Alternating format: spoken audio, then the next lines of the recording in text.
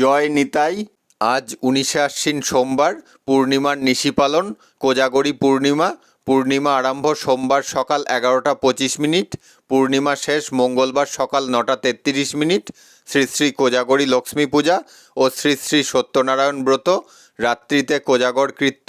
গোস্বামী মতে রাত্রিতে শ্রী শ্রীকৃষ্ণের শারদ রাসযাত্রা। আপনারা দর্শন করছেন শ্রীধাম নবদ্বীপ থেকে নিত্যানন্দ প্রভুর শৃঙ্গার।